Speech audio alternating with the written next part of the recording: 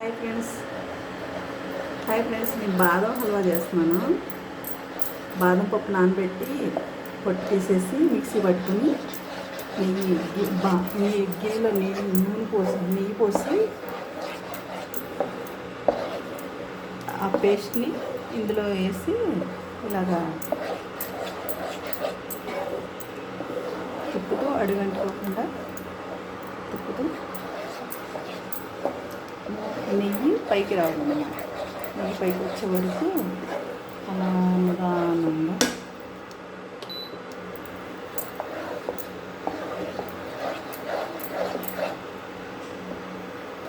కలుపుతూ ఉండాలి.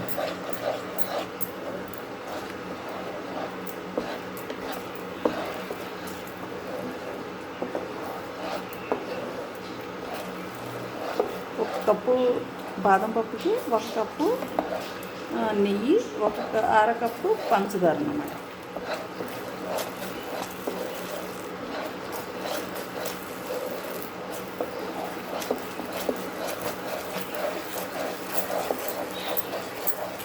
స్వీట్ మన ఇష్టం. ఇంకో కప్పుకి కప్పు వేసుకోవచ్చు, లేకపోతే 1/2 కప్పు చక్కెర సరిపోతుంది.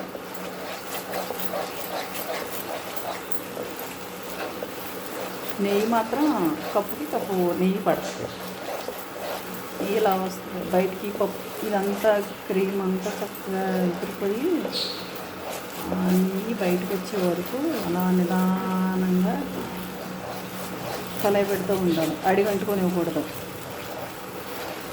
ఈ కప్పుతో 1/2 కప్పు బాదం పప్పు తీసుకున్నాను ఫ్రెండ్స్. అదే సేమ్ కప్పుతో చక్కెర కూడా తీసుకుంటున్నాను. 1/2 కప్పు. ఈ 1/2 కప్పు చక్కెర ఇందులో పోసి చేయాలి. ఇందులో పోసేసి బాగా అది కరిగిపోతుంది.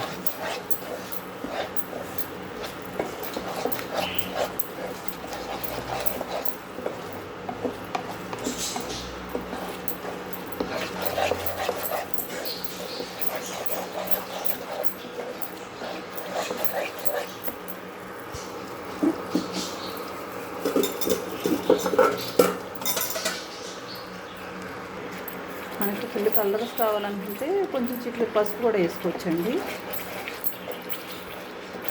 అవసరం లేదనుకుంటే ఇది ఇలా అయినా న్యాచురల్ కలర్ బాగుంటుంది. పసుపు ఆరోగ్యానికి మంచిది కాబట్టి చిట్లు పసుపు వేసుకుంటే ఇంకా బాగుంటుంది.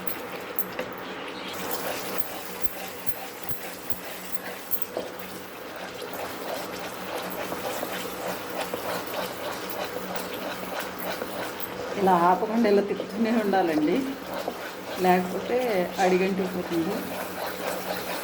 అడిగంటిపోతే బాగుంది కదా స్మెల్.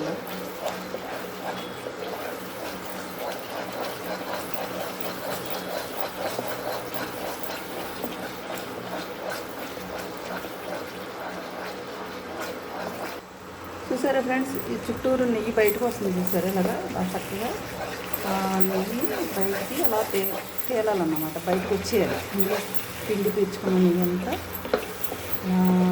వచ్చేయాలి బయటికి. చూసుకుంటాం.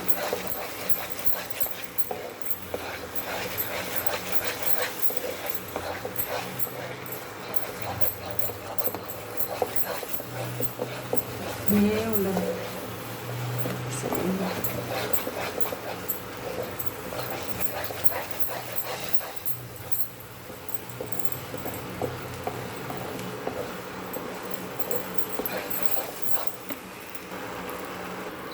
ఈ ఫ్రెండ్స్ ఇలా గిన్నె తీసేసుకుంటున్నాను.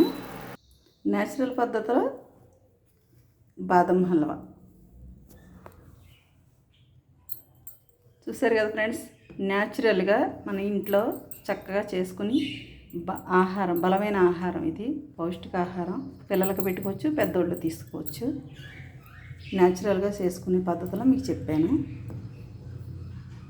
లైక్ చేయండి, నచ్చితే షేర్ చేయండి, 10 మందికి షేర్ చేయండి ఫ్రెండ్స్. ఓకేనా? Thank you so much.